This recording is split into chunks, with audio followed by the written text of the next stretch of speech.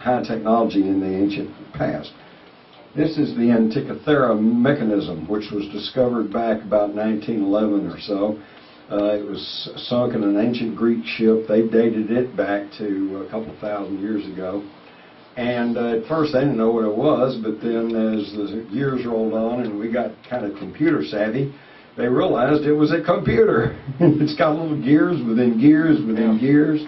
And it was really quite advanced, and this of course was made centuries before even the invention of the printing press. So we got all this stuff. The ancient Sumerians, by the way, in this relief, show us the planets of the solar system and their relative size. How did they know all that? Pluto was only discovered in 1930 and Neptune in 1846. How did these ancient Sumerians know the makeup, composition, and relative sizes of our solar system unless they had ancient information? Other artifacts around the world are this hammer, or this axe that was found buried in a stone, and the stone tracks back to several thousand years. You got human handprints. You all know about the human footprints down at Biloxi. Or near Glenrose, that's in the same strata with dinosaurs. Where'd that come from? You've got the round balls of Guatemala, these perfectly round balls. Try to make something round. Get you some clay and try to make by hand a perfectly round ball. You're going to have a real tough time of it, okay? And that but yet these are perfectly round, and some of them are huge. Some of them are 4 or 8 feet in diameter. Where'd they come from? Who made them? We don't know. You got the Baghdad battery. They found this over in Iraq, which used to be ancient Mesopotamia, which in the Bible was called Chaldea. And by the way, the patriarch of both the Jews and the Palestinians was Abraham. And where did Abraham come from? Was he just some Semite dragging his tent through the desert? No, he came from Ur of Chaldea. Ur is one of the major cities in ancient Sumeria. He was a Sumerian. He had the knowledge, and he brought it into Egypt, and the next thing you know, there's this huge technologically advanced civilization in Egypt. So from the site of ancient cities in Iraq, the one place where you can't go now, in fact, I don't think anybody really wants to go, we found the Baghdad battery. And they didn't know what this was for a long time until somebody figured out you can put grape juice in there that's highly acidic, put the copper tube in, put the other thing in, you get a half volt of electricity. So they had electricity all the way back there. They knew about this. You don't get taught that in school, do you? It's not there anymore. No, it's in the museum. It's still around. Oh, yeah, right. It's still around. This is a 1680 French coin, and look, here's the town and steeple and countryside, and here's this giant wheel flying through the sky. They tried to tell us this for years. Everybody knew about this. They just didn't know what it was. We're the first generations who grew up with the true knowledge of space flight, cloning, genetic manipulation. We could understand all this stuff where they couldn't, but we don't get told about this. In fact, I strongly suspect that a major reason for our precipitous and unprovoked attack on Iraq was to loot the Iraqi National Museum. Because I have the stories in my files from 1999, 2000, 2001, that French and German archaeological teams were making amazing new discoveries in the ancient Sumerian cities of Uruk and Ur. And of course, where would that all be taken? To the Iraqi National Museum. And would they immediately put it on display? No. It'd be taken and stored in the basement until they could catalog it and study it, clean it all up, and prepare it for exhibition. We do know that Saddam Hussein believed himself the reincarnated Nebuchadnezzar, and that he was rebuilding Babylon. So he obviously had a great interest in all this.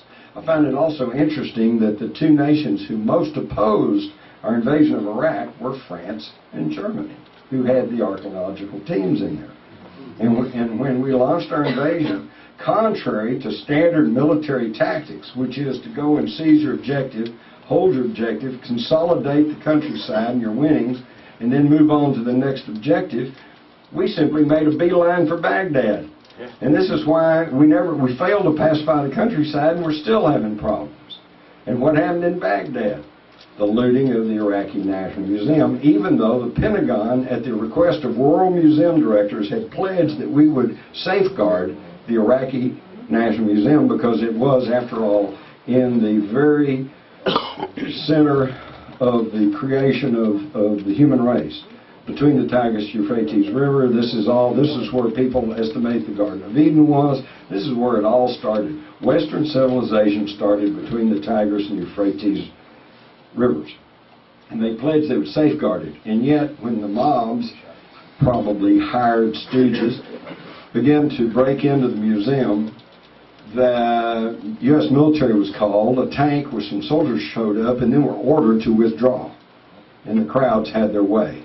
Well, the crowds were probably a smokescreen, and there was a very systematic looting of the Iraqi National Museum. And according to Colonel Matthew Bogdanos, who investigated the museum break-in for General Tommy Franks, in an article in Archaeological Magazine, he said the basement was an inside job.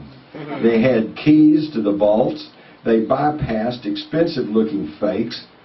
Guards were suspiciously missing that day. And then said, of all the stuff that the hired mob took out of the upper floors of the museum, a greater part of that has now been returned. I mean, that makes sense. You know, Abdul got something, went out, and what's he going to do with it? He's going to take it to the local flea market and try to get some money for it, and it will find its way back to the museum. So they've recovered most of this.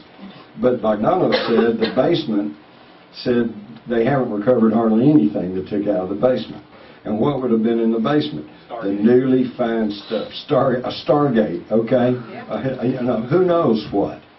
But they've got to have that ancient technology. And where did it come from? It didn't come from us. Oh, here is the skull of an auroch, an extinct ox, that has, for what all practical purposes, appears to be a bullet hole in it. And this ox has been dated back several thousand years, long before there were any firearms. So who knows? Are we talking about aliens? Are we talking about extraterrestrial beings? Are we talking about interdimensional beings? Or are we talking about time travelers? I don't know. All I'm trying to tell you is there's a reality here that we're not being told about. Now, between 1897 and the Aurora spaceship crash, which, by the way, while I was doing a documentary on that, a fellow showed up with his young son, and we were filming at the Wise County Courthouse. And he said, "Hey, what are you guys doing?" And I said, "Well, we're making a documentary about the spaceship crash in Aurora back in 1897. He says, "Oh, I know all about that. My grandfather was there." So I immediately had him sign a release and set him down and interview with him. And one of the interesting things that came out of this interview, because his grandfather had similar to what I'd already heard. There was an explosion, people heard it, they ran into town, there was all this metal lying around, they all picked it up, and et cetera, et cetera. But his grandfather added one little added note. He said that within hours, representatives of every law enforcement agency in Texas were showing up. I said, "Well, what did he say they did?" He said, "Well, about half of them went around saying, 'Okay, folks, go back to your home, you know, it's all over here, nothing to see.' And the other half were loading up the metal and putting it in wagons and hauling it off." In other words, perhaps the earliest crash retrieval. But between 1897 and the crash retrieval at Roswell in 1947, we had the Los Angeles air raid, which I'm sure most of you have never heard about. February the 25th, 1942. Now, this is only 2 months or so after Pearl Harbor. And the West Coast was jittery, with good reason. The Hawaiian Islands had been attacked, the Sixth Fleet had been sunk, and there were reports and rumors flying that the Japanese were about to invade the West Coast at any minute. And that wasn't all just hearsay. About a month before this, in January 1942, a Japanese submarine had surfaced off the coast of California and shelled an oil refinery. So their war jitters were not entirely unjustified. On the night of February the 25th, they used one of our new secret weapons, radar. And they had just installed it there in Los Angeles. And the new radar picked up a flight of objects coming at very high speed eastward across the Pacific